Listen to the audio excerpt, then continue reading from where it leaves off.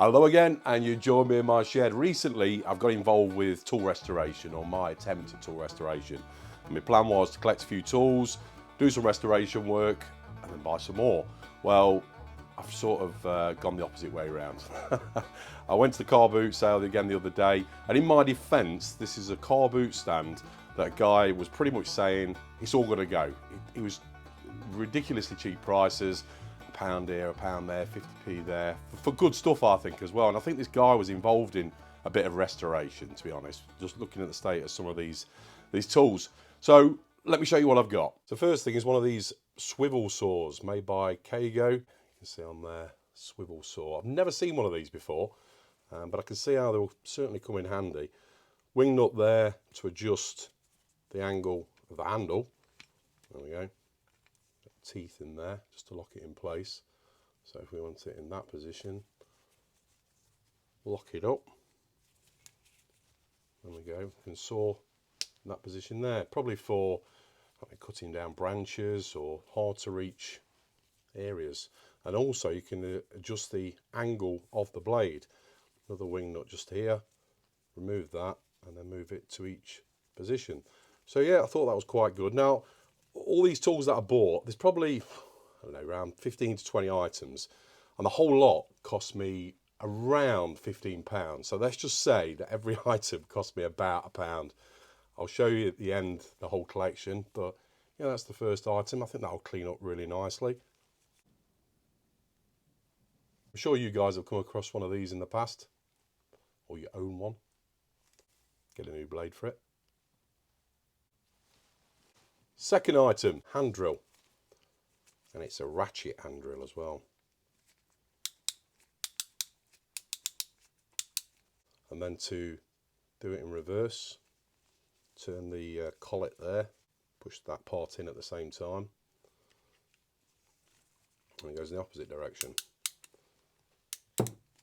Chuck on there, an old style chuck, but I believe these take tapered drill bits, which I actually got a pack of. Different hole bits. Countersink bit there as well. Whole collection. So just try one out. In fact, it came with something else. One of these. A bit for, well, an adjustable bit for cutting holes in wood. Now, you can probably see how this works. Again with the tapered end on there. If I get a screwdriver just to release it, you can see you can make different size holes with it. It's got little teeth on there as well to lock in place.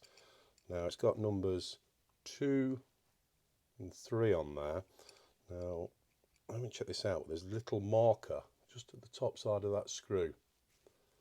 So if I line it up to number 3. Does that give us a 3-inch hole? Yep. So there we go, gives us well, there's 1.5 inch, so that gives us a 3-inch hole. If we move it back to 2, it should be 1 inch, which it is. So it'll give us a 1-inch hole. And then obviously we can go out even further, I suppose, if we want to, just a bit over 3 inches. So obviously this is the radius here, and then a smaller hole.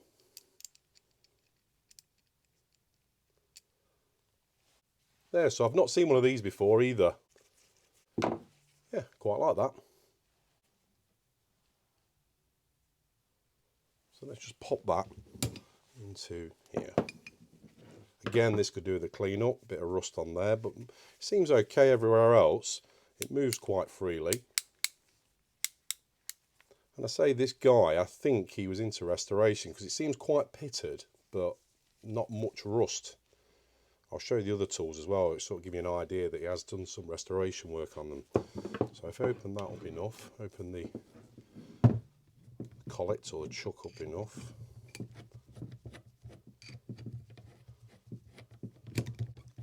tighten it up. There we go, all set to drill a hole. Now on the handle, it's a little bit loose.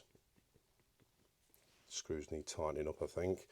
And then this part here moves a little bit as well, but if I remove those screws, and there's more than likely some sort of pin or screw to hold that in place, but I'll have a look at that. I'm not sure how to take that off.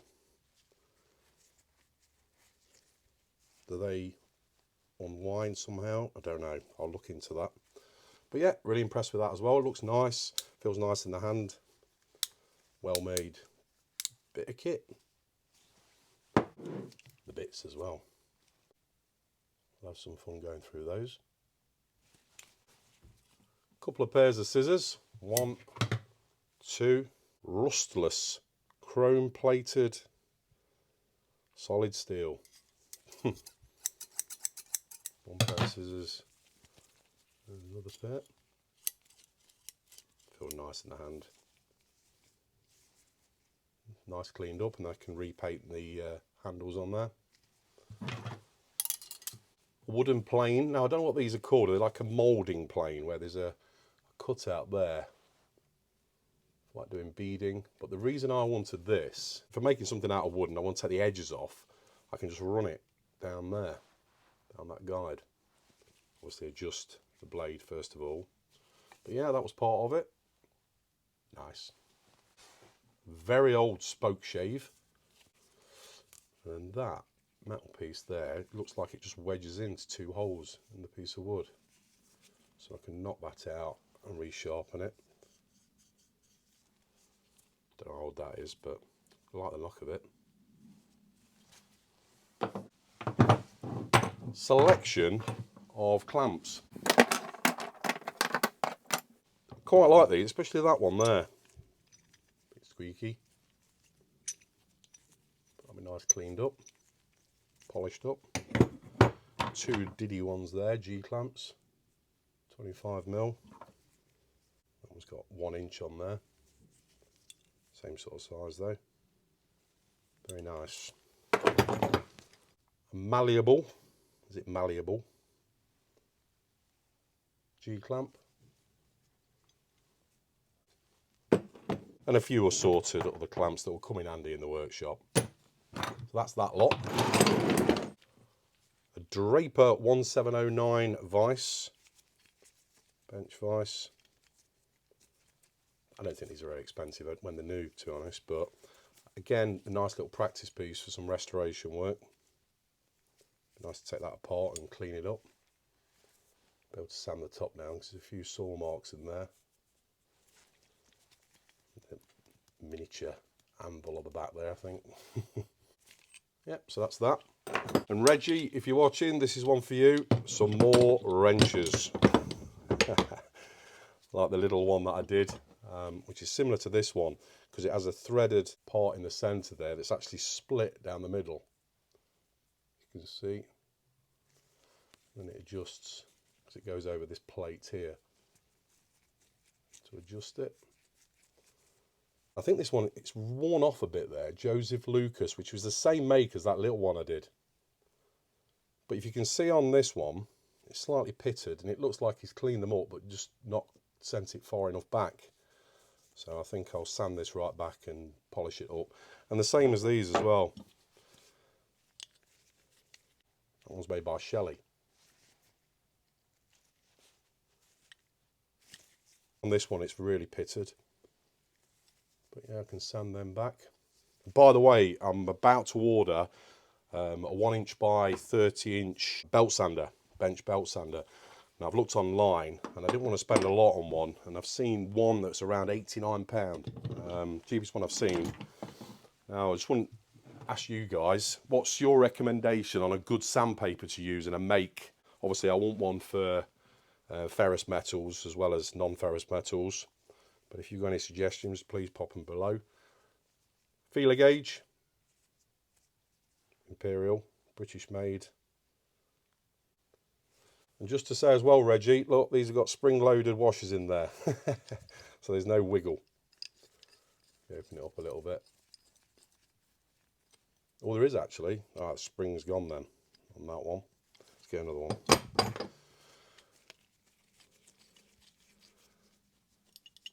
Yeah, less wiggle on that one. Selection of chisels, and again, you can see on there that he's been sanding this back. It's quite a long one, that. What's that, about 14 inches long? But yeah, I want to polish that up.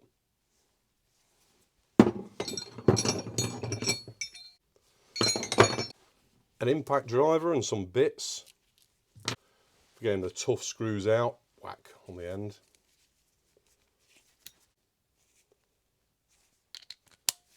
And if you're interested, that's a draper one as well. So again, not too expensive, but as a collection, I didn't think I did too bad. But there's one more thing. An anchor. Well, it looks like an anchor anyway. This is another practice piece. I can sand this right back, polish it up, and I think that'll look quite nice as an ornament. If I get a real nice mirror finish on there, I think that'll look great. And it's got, I think it's IX on there. I don't know what that represents. But I also thought it would like, if I had it like that as a sort of like an anvil as well for, I don't know, curving metal or whatever. But yeah, I want to sand that right back, polish it up, give it a really good shine. I think that's a nice project to have. And it might sit as a nice little ornament in the house actually, I think, with it all polished up. Certainly a good paperweight. And I also got off another guy and he charged me £3 for these. Again, bit of a bargain. A record pipe wrench, similar to the one I've just restored. A welder hammer, welding hammer for knocking off the loose weld. Put a new handle in there. Polish up the metal. And a wood scribe, a gauge scribe. I've got a couple of these, but I can't find them. So I think that'll be a good practice run on that plastic or resin handle there as well. So they cost me about, I think they were £3. So there it is in all its glory. Anchor, plane, chisels, swivel saw, hand drill with the adjustable bit, wrenches, G-clamps and other clamps, scissors, spoke shave, vise, feeler gauge, impact driver. £15 for that lot. Can't go wrong on those 3 items. Hammer, scribe and Stilson's record pipe wrench. £3 they were. So £18 for the lot.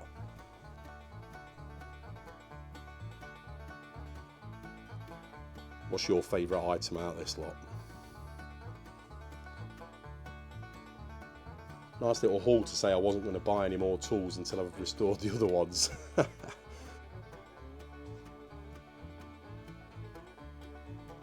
So there we go, quick video, and I'm sure you'll agree, when there's a guy selling stuff and he just wants to get rid of it, in fact, in his words, as long as I've got enough to take my wife for dinner at the end of the day, he was happy. And in fact, some people he was giving a price to.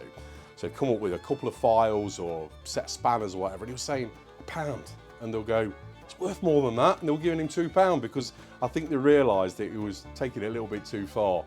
And as soon as I walked into this car boot sale, I saw him straight away. And the only reason I saw him straight away because there's a crowd of guys surrounding him. Anyway, happy with what I've got. I need to start restoring a few of these now. I've got some other different style videos on the way. I've got another Sheddies video about to come out. That'll be along soon. So thanks for watching. Give it a thumbs up if you enjoyed.